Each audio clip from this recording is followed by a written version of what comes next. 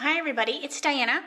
I'm going to do a quick masculine card today, and it's actually a card that I cased from very talented Renee Van Stralen. So thank you, Renee. And we will get started. I'm going to use the stamp set, and it's the Open Sea, and it's an awesome one for doing masculine cards. We're also going to be using the stamp set, and it's Sketched Birthday, and that's a new one, and we received that one at Leadership, so it's fun. It's got some really cute images. So that's what we're going to use today. So let's get our pieces started. First off, I am going to stamp the boat on some Very Vanilla paper. So I'm going to get my boat where I want it, and I've showed you the Stamp-A-Majig before, so I'm going to use it. And then I'm going to ink up my ship with the pad. And I'm just going to get everything kind of ready so then I can assemble everything at once. It'll just make it go a little faster for the picture. Alright, so there's my boat. Then I want to use the little, it's like a chart or something like that, that comes in the set as well. And I'm going to use Baja Breeze with that. So I'm going to put it a few places. So I'm going to ink that up really good. And I'm going to put that like here. And you'll see why in a minute. So now I just put that on there. And this is, right here is the same size as the boat. So, alright. And then I have some Baja Breeze paper. And I'm just going to ink this up, and just to have some pictures on the bottom of my card, I'm going to put a few of those there. And some of the anchors as well. So I'll put a few of those there. Then I also have a piece of Very Vanilla that will go inside the card, just because I'm using black cardstock, so if I want to be able to write a note, I will just line it with a piece of the Very Vanilla. So I'm going to put that off to the corner there, and another little anchor. So that will be ready to go as well. Alright, then I'm going to close this. No, I'm going to leave that open. Alright, so now what I'm going to do is, now I'm going to go back to the boat, and I'm going to give it a tear just in this corner here. And then I'm going to take the crumb pad, and I'm going to take a sponge, and I'm going to put crumb all along the edges of my paper. I'm also going to do it to the Baja Breeze. There, so it's got a little bit of kind of like a dirty kind of look to it. If you want, you could do it to the Very Vanilla as well, that you're going to put in the inside of the card. I love to sponge. It makes such a difference on the card. Alrighty, then I'm going to close my crumb pad. Now, what I'm going to do is I'm going to take, you know what, that probably was a Sahara. Doesn't really matter. Alright, so now I'm going to take the Sahara pad. I'm going to take my blender pen, and I'm going to pick up some of my Sahara, and I'm going to just add a little bit of color to my boat, just here and there, almost like a shadow line, so it pops off the page a little bit. I do have a tutorial on my blog to teach you some tips on watercoloring, so feel free to hop on over there and check that out.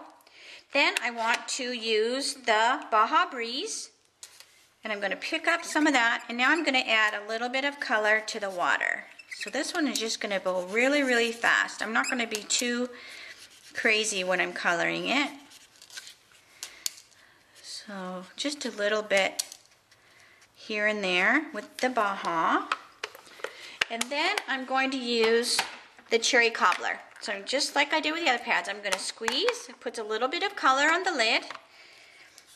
And then clean off your blender pen on your piece of paper before you go into the other color.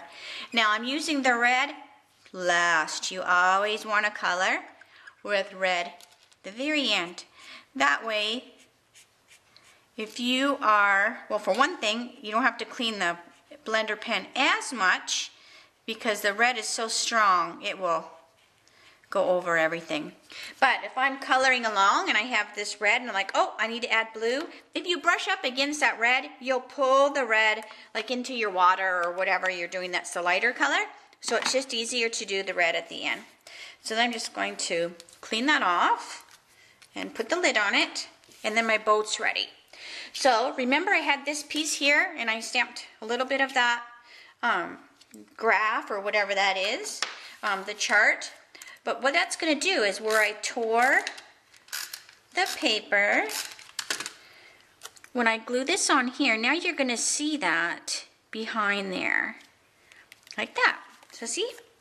Then I'm just going to take some basic black cardstock and I'm just going to frame it. So I'm just going to put my snail adhesive and I'm going to put my basic black back there like that, and then we're good. Then I have my card. It's going to go on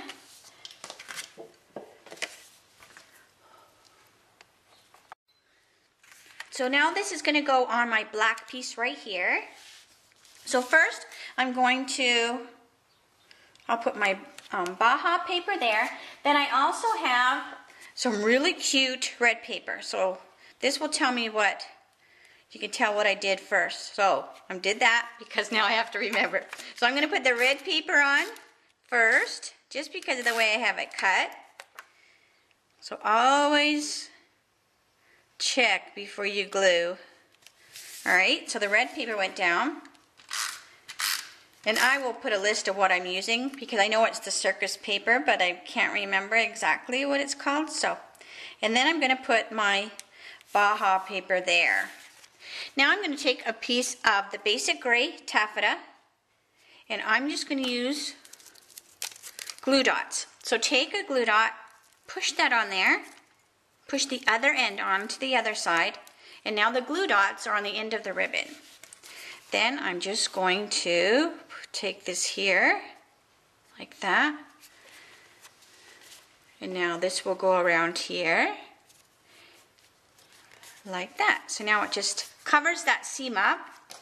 Then I'm going to tie a bow with the rest of the ribbon, and I'm tying it while it's still attached to the spool because you will not waste as much ribbon that way. So then I'm just going to tie my knot, play with it just a little bit till I get it how I like it, and give it a trim. And you can still fiddle fart around with it.